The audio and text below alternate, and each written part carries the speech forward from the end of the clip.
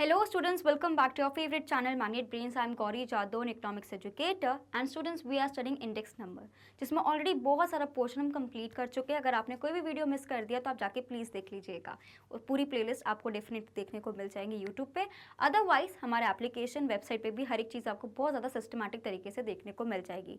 तो students as you all know कि Magnet Brains एक ऐसा चैनल है जो आपको प्रोवाइड करता है high quality education that too free of cost. We talk about CBSE, we cover classes from kindergarten to class 12 and we also have a Hindi medium channel जहाँ पे हम कवर करते हैं आप सभी के लिए क्लासेस 6 से लेकर क्लास 12 तक। वहाँ पे जो डिफरेंट स्टेट बोर्ड्स को हम फॉलो करते हैं वो है हमारे पास MP board, UP board, Delhi board, Bihar board and Rajasthan board. तो ये सारे बोर्ड्स के भी आपको क्लासेस देखने को मिल जाएंगी, तो आपको बिल्कुल बने रहना है मैग्नेट ब्रेन्स पर। We also provide e notes and e books, उसकी जो लिंक है आपको डिस्क्रिप्शन बॉक्स से मिल जाएगी, तो कभी भी जाके आप देख सकते हैं। क्लियर स्टूडेंट्स, तो आपको बस जल्दी से करना है like, share and subscribe to the channel. Fine, तो ये क्या है हमारे पास चैप्टर नंबर 7 है इंडेक्स नंबर्स का। आज हम देखने वाले हैं index of industrial production. Industrial production के केस में इंडेक्स नंबर्स का क्या रोल एक प्ले होता है उसको आज हम समझने वाले हैं। सबसे पहले थोड़ा समझ लेते हैं कि इसका बैकग्राउंड क्या है। So index numbers of industrial production have become Fairlie common these days. Now, the index number of the industrial production means or measures changes in the level of industrial production comprising many industries. In India, index of industrial production is published by Central Statistical Organization, now known as National Statistic Office. तो हमें ये पता होना चाहिए कि index जो industrial production का कितना प्रोडक्शन हुआ है उसकी इन्फॉर्मेशन कौन देता है भाई, वो देता है हमें पास नेशनल स्टैटिस्टिक्स ऑफिस। ये चीज़ हमें याद रखनी है with the base year of 2011 and 12। As you all know कि इंडिया करंटली 2011 एंड 12 को अपना बेस ईयर मान के चल रहा है। Now various index numbers of the industrial production are constructed by the government and non-government organizations in India. Out of them, general index of industrial production is the most popular. तो दो हमारे पास statistic या statistical data मेरे पास जो आया static GK का, तो पहली चीज़ तो क्या है कि index number of industrial production India में पहले कौन लेकर आता था भाई, सेंट्रल स्टैटिस्टिकल ऑर्गेनाइजेशन। अब कौन लेके आता है, नेशनल स्टैटिस्टिक्स ऑफिस लेके आता है जो NSS होकर उसमें ही आता है हमारे पास। नेक्स्ट इसका बेस ईयर है हमारे पास 2011 एंड 12 का, एंड इसका जो मेन जनरल जो निकल के आता है that is general index of industrial production, ये बहुत ज़्यादा पॉपुलर है। तो ये हमारे पास जो मैंने कुछ अंडरलाइन करे हैं ये मेरे ऐसे क्वेश्चंस हैं जो MCQ में आ सकते हैं, तो उसको हम लोग को अंडरलाइन करके सबसे पहले लर्न कर लेना है। Take a screenshot now students, all of you.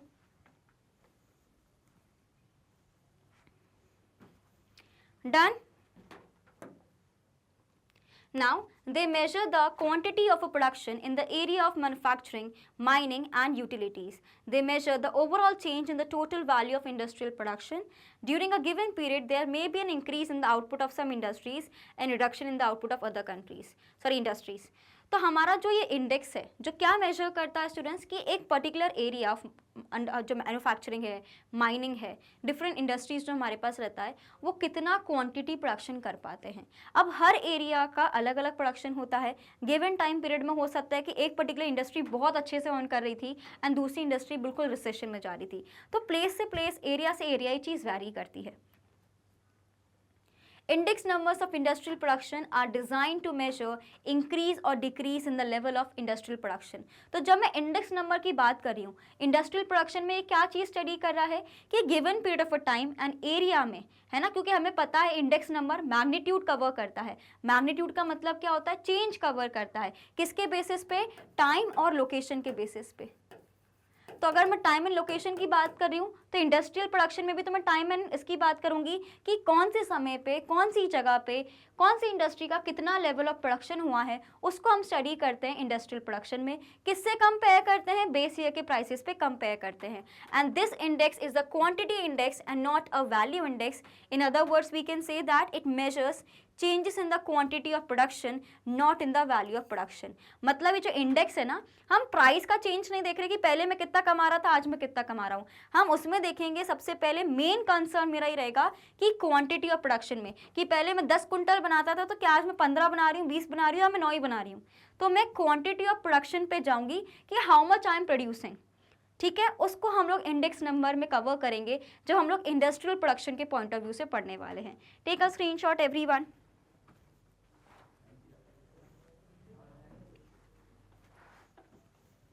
Done? Okay.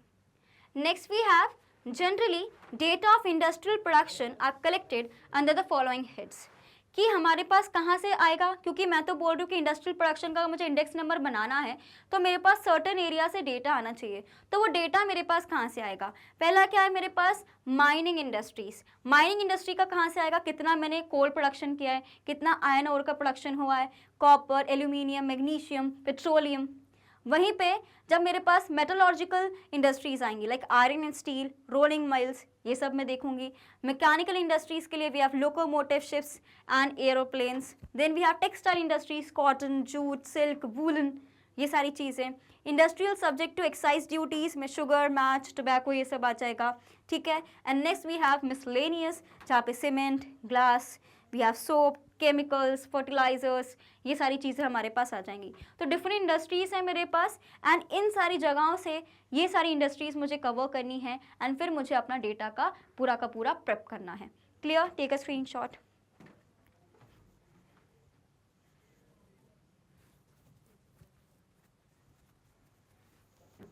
Done? Now, industries are assigned weights as per their relative importance. In India, following weights are assigned to different industries. Mining के लिए weightage हमने given है 14.37 given है, manufacturing को हमने 77.6 given है, वहीं पे इलेक्ट्रिसिटी को मैंने 0.8 दिया हुआ है। तो इस तरीके से टोटल वेटेज मेरे पास कितना होता है? 100। ये बहुत इंपॉर्टेंट है स्टूडेंट्स, आप इसका ज़रूर अच्छे से स्क्रीनशॉट रखिए, अपने पास ध्यान से रखिए कि क्या वेटेज है कौन सी इंडस्ट्री का। माइनिंग के लिए मेरे पास 14 है। आपसे पूछा सकता है कि माइनिंग में क्या क्या है, तो आपको याद रखना है कोल है, आयरन ओर है, कॉपर आ जाता है। देन मैन्युफैक्चरिंग है हमारे पास कि मैन्युफैक्चरिंग इंडस्ट्रीज में बहुत सारी इंडस्ट्रीज आ जाती हैं, एल्यूमिनियम वगैरह सब आ जाएगा। इलेक्ट्रिसिटी को हमने इतना दिया है। तो इस तरीके से हमने डिवाइड कर रखा है अपना वेटेज इंडस्ट्री के पॉइंट ऑफ व्यू से। क्लियर? इसको बिल्कुल भी मिस नहीं करना है, अच्छे से लर्न करना है। Take a screenshot.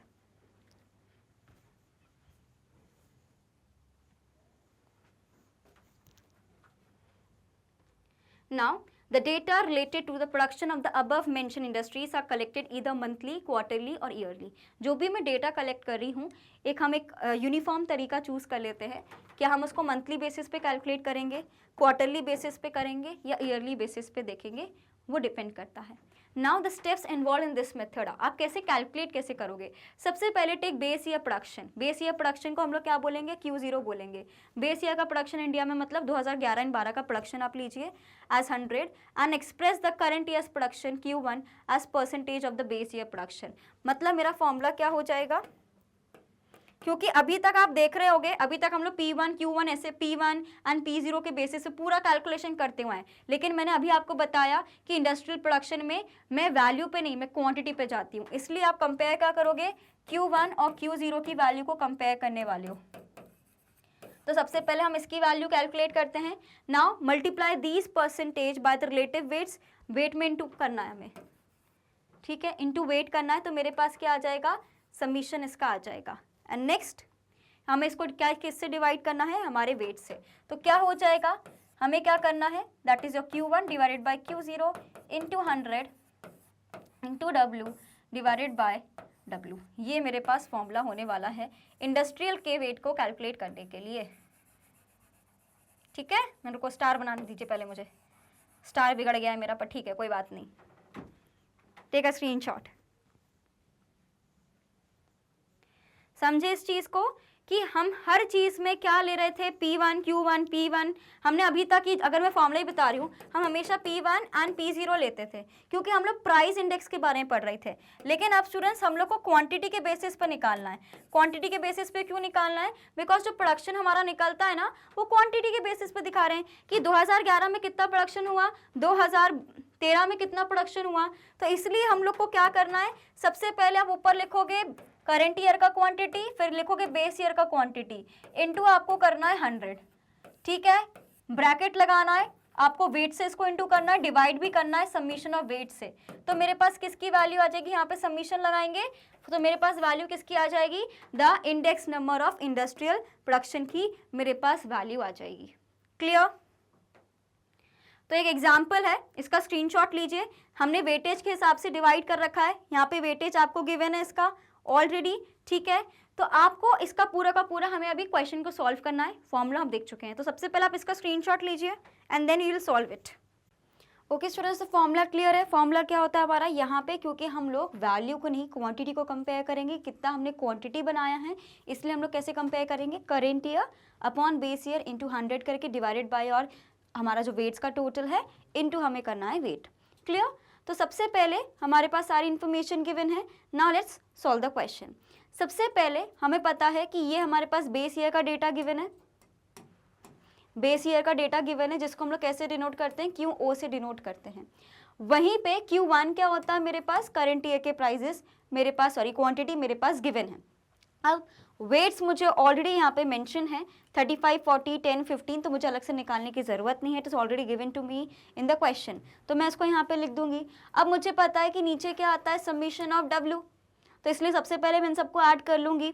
ये कितना हो गया मेरे पास 50 हो गया, ठीक है, एंड ये मेरे पास 50 हो गया, तो कितना हो गया मेरे पास 100। तो समीशन ऑफ W कितना हो गया, वेट्स कितना हो गया, दैट इज़ 100। अब मुझे क्या कैलकुलेट करने की ज़रूरत है कि मैं रिलेटिव वैल्यूज़ की कैलकुलेट करूंगी, राइट। तो मेरे को P1 divided by Q0 into 100 करके इंटू W भी करना है। तो सबसे पहले मैं क्या करूंगी, P1 डिवाइडेड बाई Q0 करूंगी, ठीक है, या हम इसको Q1 लिखेंगे बेसिकली, है ना, हमारा जो क्वांटिटी 1 है या हमारा जो क्वांटिटी 1 है। तो सबसे पहले हमें क्या करना रहेगा, इंटू करना रहेगा स्टूडेंट्स।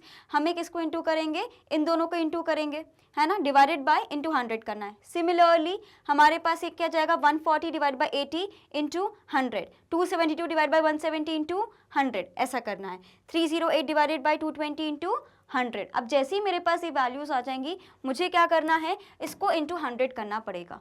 क्लियर, इसको इंटू 100 करना पड़ेगा। तो जो मेरा नया वैल्यू आएगा वो क्या आएगा, दैट इज इंटू 100 करने के बाद इंटू वेट्स करेंगे, जो वेट्स हमने यहाँ पे ऑलरेडी क्वेश्चन में गिवन है।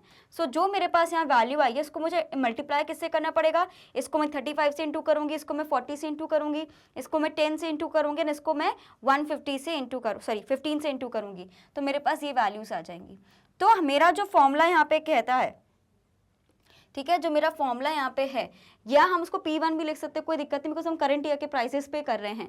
तो हमें इसको कंपेयर करने के लिए क्या करना पड़ेगा, Q1 divided by Q0 into 100 divided by summation of W, यहाँ पे W आएगा, and is equals to your हमारा जो पूरा का पूरा इंडेक्स नंबर हम लोग कैलकुलेट करते हैं। तो कुछ नहीं करना है, वैल्यूज को इधर डालना है। यहाँ पे कितना टोटल आया मेरे पास, 16020, एंड समीशन ऑफ वेट्स कितना था मेरे पास 100, तो पॉइंटर्स में आ जाएगा अपने पास 160.20।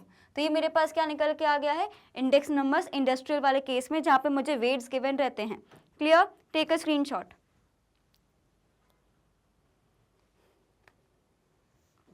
डन। तो स्टूडेंट्स यही था हमारा आज का सेशन, जहाँ पे हमने सीखा कि इंडस्ट्रियल प्रोडक्शन को किस तरीके से हम लोग कैलकुलेट कर सकते हैं। तो होपफुली आपके सारे डाउट्स क्लियर हो गए होंगे। तो students, as you all know कि मैग्नेट ब्रेन्स एक ऐसा चैनल है जो आपको प्रोवाइड करता है high quality education, that too free of cost. We talk about CBSE, we cover classes from kindergarten to class 12, and we also have a Hindi medium channel, जहाँ पे हम कवर करते हैं आप सभी के लिए क्लासेस 6 से लेकर क्लास 12 तक। वहाँ पे जो डिफरेंट स्टेट बोर्ड्स हम फॉलो करते हैं वो है हमारे पास Delhi board, Bihar board, UP board, MP board and Rajasthan board. तो आपको बिल्कुल बने रहना है मैग्नेट ब्रेन्स पर। And apart from all these boards, we also provide you 3 special courses like Vedic Maths crash course and spoken English course भी आपको provide करते हो। तो आपको बिल्कुल बने रहना है स्टूडेंट्स मैग्नेट ब्रेन्स पर। We also provide e-notes and e-books, उसकी जो लिंक है आपको डिस्क्रिप्शन बॉक्स में मिल जाएगी, तो कभी भी जाके आप देख सकते हैं। आपको कोई भी कंफ्यूजन हो, आप हमारे वेबसाइट, हमारे एप्लीकेशन को भी जाके रेफर कर सकते हैं। राइट स्टूडेंट्स, इसी तरीके से आपको बने रहना हमारे साथ मैग्नेट ब्रेन्स पर। मैं मिलती हूँ आपसे नेक्स्ट सेशन में। Bye bye and thank you for watching this video.